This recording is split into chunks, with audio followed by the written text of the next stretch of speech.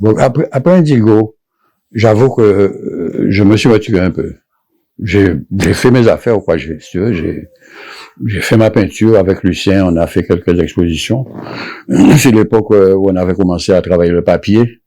On a fait, etc., beaucoup d'expositions avec papier et compagnie. Et on a exposé un peu partout avec le groupe Poukwara. On est parti à l'étranger aussi, enfin, au Canada, on a fait d'autres, Martinique, etc.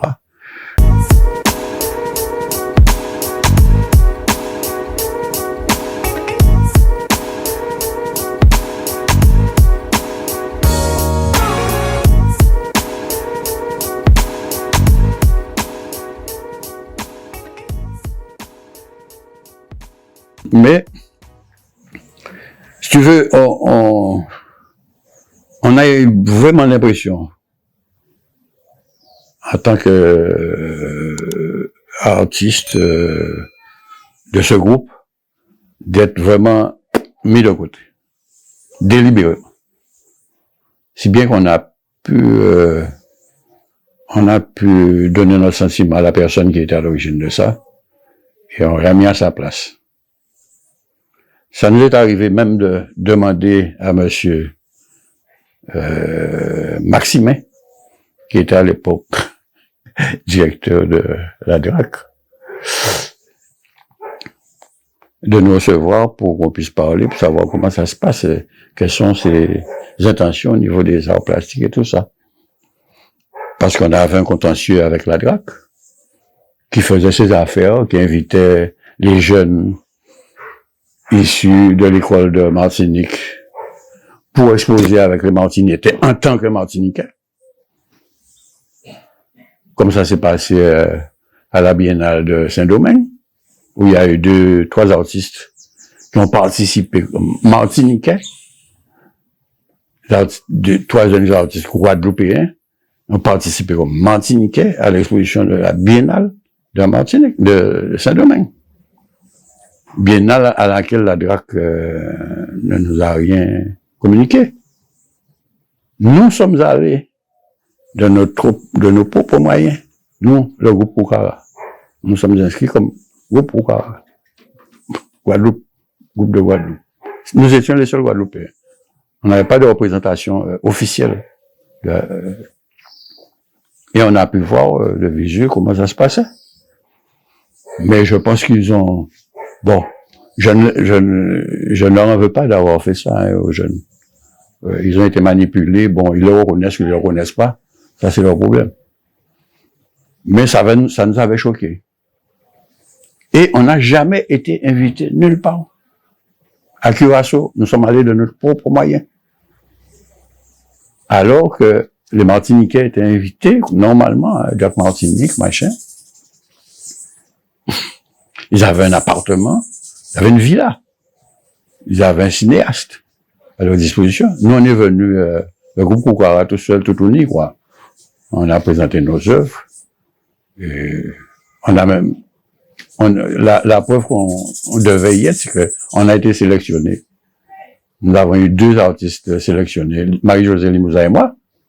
Nos les œuvres ont été sélectionnées pour une exposition qui devait faire le tour de la Caraïbe. Et voilà. Donc ça prouve bien qu'on avait notre place.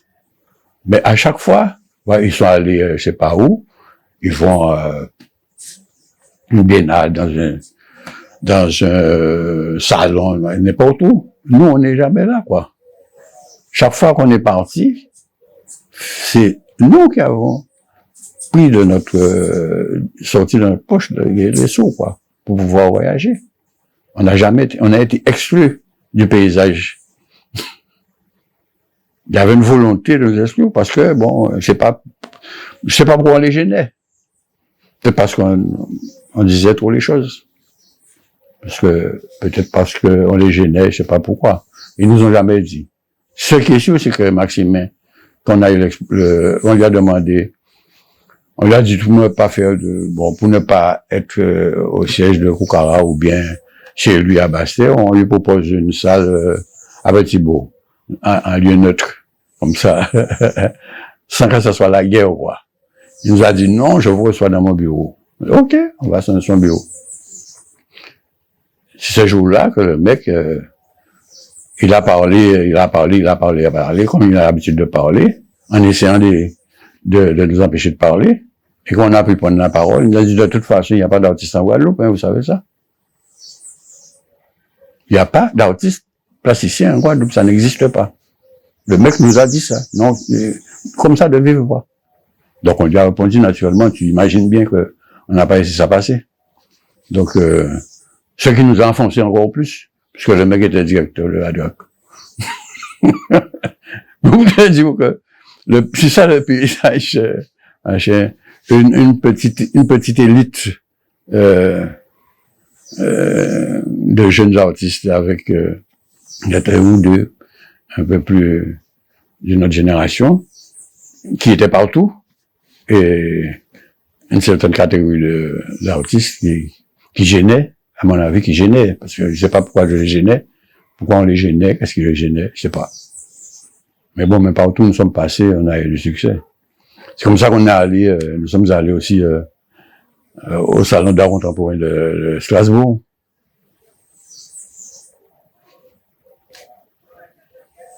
Le truc a été, les artistes ont été invités par un commissaire, quelqu'un de connu, qui a l'habitude de faire des listes sur les artistes. Et il m'avait dit, bon, tu en parles à ce que tu veux. Hein. Et il en a parlé à un artiste de la place. Et le mec, il nous a jamais rien dit, quoi. Or, on l'a rencontré un jour, ce commissaire. Il nous dit, vous savez pas, il y a la biennale pas la biennale, le festival d'art contemporain de Strasbourg, ça vous intéresse pas, vous n'avez pas envie d'y aller, avec Koukara, machin. Eh bien oui, ça nous intéresse. Ah ben, un tel vous a pas dit ça? Non, personne ne nous a parlé. Tu vois, c'est les mecs, il faut passer. Moi, tout c'est ça le truc. Oh, nous, on a une attitude différente. On a une attitude contraire, Comme on a un truc, on dit à tout le monde. On veut inviter tout le monde. Mais les gens veulent pas venir parce que nous, on n'a pas d'élitisme. On prend des gens, on sent qu'ils ont un potentiel. Même s'ils ne sont pas des grands artistes. Tu comprends? Et c'est tout le contraire, parce que comme ce sont des gens qui pensent qu'ils sont déjà de notoriété, donc ils peuvent pas se mettre avec n'importe qui. Donc aller exposer avec Chancelier, les organes dans un salon d'art contemporain. Alors quand ils ont su qu'on y allait, à l'époque il y avait à Koukara qui exposait, il y avait Lucien Legan, Marie-Jolie Monza, Rico Roberto, et moi-même. Il y en a un qui vient me dire, ouais, mais Rico n'a rien à faire avec vous, il n'est pas de votre catégorie, machin, sa pression n'est pas bonne. Ouais. Ok, non, mais il est avec nous. On le soutient, il est avec nous. C'est nous qui avons décidé qu'il est avec nous. Puisque Rico, à un certain moment, je t'ai dit qu'il exposait dans les années 69, 70 ici. À un moment, personne ne le suivait, il n'était pas connu, machin. Il est venu ici, chez moi. Ici, là. Sous la galerie, là. Me dire qu'il veut rentrer à Koukara parce que personne ne le connaît plus. Et quelques années après, c'est lui qui fout le bordel à Indigo. Comment? C'est comme ça que fonctionnait là-haut. Et je crois que ça fonctionne toujours, mais un petit, comme ça, mais un petit peu plus en catimini. Il y a une catimini pas à l'autre, mais pas monde pas envie de dire ça. Pas monde pas envie de dire ça. Puisque un tel qui savent que si vous ouvre bouche, il peut inviter la prochaine fois à tel côté. Et là où je suis content, franchement, d'avoir fait le choix d'avoir un métier et faire la peinture en même temps, une carrière d'artiste, c'est que je peux faire ce que je veux. Je n'ai pas le souci du ventre. Mais tous ceux qui l'ont fait, donc ils étaient bien accompagnés. C'est un choix. Il n'y a pas m'en faire. Au contraire, encore, parmi eux, ils ont l'autre à voyager. Donc, il y aura bien, quoi, machin, c'est, tant mieux. Moi, mon but, c'était de promouvoir un maximum d'artistes, que ça se développe, quoi. Et ça s'est développé. Ça s'est développé, petit à petit, ça s'est développé. Là, on s'est ouvert. Bon, même si on expose dans des salles pas possibles, on a exposé dans des endroits pas possibles, où il y avait même pas un clou. Tu viens là, on te dit débrouille-toi, il y a rien. Il y a pas de lumière, il y a pas de cimès, il y a rien. Donc, tu te débrouilles. Tu apportes ta lumière, tu connais tel qu'il y a un spot, tu fais appel à lui, etc. On a exposé dans des endroits vraiment pas possibles. Donc, c'est comme ça, mais bon. Et maintenant, je vois qu'il y a un foisonnement d'artistes, c'est bien. Il y a énormément de potentialités. Je ne dis pas que tous y sont bons. Il y a du bon et du moins bon partout. Mais qui décide que c'est bon, c'est pas bon? Qui décide que la peinture, telle peinture d'un tel Guadeloupéen n'est pas bonne? Qui décide que tel Guadeloupéen, sa peinture est guadeloupéenne ou pas guadeloupéenne? Qui décide que, en fonction de quoi, en fonction de quels critères? À un moment, je ne me rappelle plus à quelle époque, il y a eu la Revue Noire qui voulait faire un papier qui avait consacré un de ses journaux à la Guadeloupe. Donc, c'est le commissaire très connu qui est venu. Le mec, il m'a appelé de l'aéroport pour venir le chercher. Il était paumé. Je suis allé le chercher. C'était pas prévu, hein. C'était prévu, hein. Le mec a passé toute l'après-midi ici à parler avec moi. On a parlé de tout, comme ça, comme on parle là. De tout, de rien, mais de la peinture, Guadeloupe, de machin. Ce que je fais, ce que je fais pas, mes amis, ou Indigo, Koukara, etc. Le mec, il sort sa revue. Il y a un petit filet comme ça. Il dit, il existe le groupe machin, et une photo la plus petite photo qu'on peut mettre dans une revue de moi, et il y a 3 pages des jeunes artistes issus de l'école d'art de la Martinique, qui étaient des jeunes artistes qui commençaient, quoi. Tu vois, donc c'est, pourquoi, je sais pas. Et il avait fait un éditorial pour parler de la Guadeloupe, en parlant des chiens errants. C'est bien que Maximin il avait répondu vertement, lui demander si c'est tout ce qu'il avait trouvé à dire en venant à Guadeloupe, de parler des chiens errants, de parler plus sérieusement, je te dis que en fait, j'ai l'impression qu'on n'avance pas. J'ai l'impression qu'on a fait tellement de choses, qu'on continue à faire tellement de choses. Il y a toutes les actions sont intéressantes, tout ce qu'on peut faire est intéressant pour pouvoir découvrir et trouver des artistes et donner leur la possibilité de s'exprimer. Comme tu disais, il y a le Polar Fair qui fonctionne très bien, c'est bien. Mais bon, il accepte tout le monde. Il fait sa sélection, mais c'est sa manière de voir les choses. On peut critiquer, on peut aimer, on peut ne pas aimer, mais ça existe. C'est bien que ça existe. Il y a eu la biennale, il s'est fait à Bémao, mais ça n'a pas continué. Il y a eu deux épisodes. Mais, te dire que, finalement, quand tu regardes le seul événement artistique qui perdure, c'est pour leur faire, hein. Tous les autres, ils tombent à l'eau. J'essaie de regarder en moi, découvrir ce qu'il y a. Et ce qu'il y a, c'est tout ce que consiste mon histoire, l'histoire de la Guadeloupe. J'essaie de retranscrire ce que je pourrais appeler l'esprit des lieux. L'esprit des lieux que j'essaie de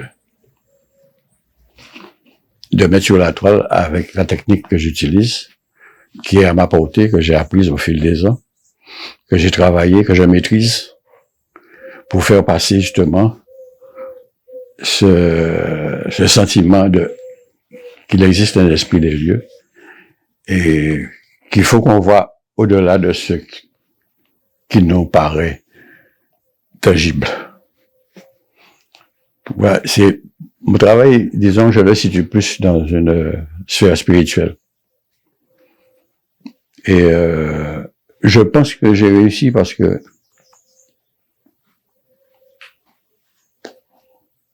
il y a des choses qui me font voir quand les gens viennent voir mes expositions. Il y en a qui le disent, il y en a qui veulent le dire, qui le disent. Il y en a d'autres qui ne le diront pas, mais ça va les toucher. Quelqu'un m'a dit un jour, je suis passé devant votre travail. J'ai trouvé ça extraordinaire, parce que je n'arrivais pas à saisir pourquoi j'étais dans une si grande émotion. Mais monsieur Chancelier, je ne pourrai jamais mettre votre travail chez moi. Je lui ai dit, pourquoi? Elle m'a dit, il y a trop de choses là-dedans. Votre travail est habité. C'était à Kivasso, 1993. Vers la biennale pas la biennale, à la salon d'art contemporain de Nîmes en 2004. Je demande à une de mes amies qui habite Montpellier de me représenter parce que je ne pouvais pas y aller. Elle m'appelle le lendemain du vernissage. Elle me dit, Claudie, qu'est-ce que tu as mis dans ton tableau, dans tes tableaux? Je lui ai dit, bon, j'ai rien mis de particulier, comme d'habitude, hein, mes tableaux, bon, ils suscitent de l'émotion. Elle me dit, non, on met plus bitin que ça. Elle m'a dit, écoute, il y a une fille qui est passée. Elle connaissait pas, elle a vu tes tableaux, elle a allé tes tableaux, et elle est restée scotchée sur tes tableaux. Et elle n'est restée que là. Et après 10 minutes, elle s'est mise à pleurer. Elle dit, non, mais la fille, elle était émue, quoi. Elle dit, non, fille, elle a pleuré. Tu as pleuré. Pleurer. C'est bien, elle m'a dit, tu me crois pas? Elle pleurait, les gens sont venus voir ce qui se passait. Elle pleurait vraiment. Elle dit, bon, mais, elle a dû ressentir beaucoup de choses. C'est pas moi. Mes tableaux sont parlants, en général, donc, elle a ressenti beaucoup de choses. Je dis, ah ouais, d'accord. En 2005, je représente à Nîmes. J'avais pas vendu les tableaux. Je remets les mêmes tableaux. Elle m'a dit, la fille, elle est venue avec une copine. Elle est allée direct sur le tableau. Et elle a acheté.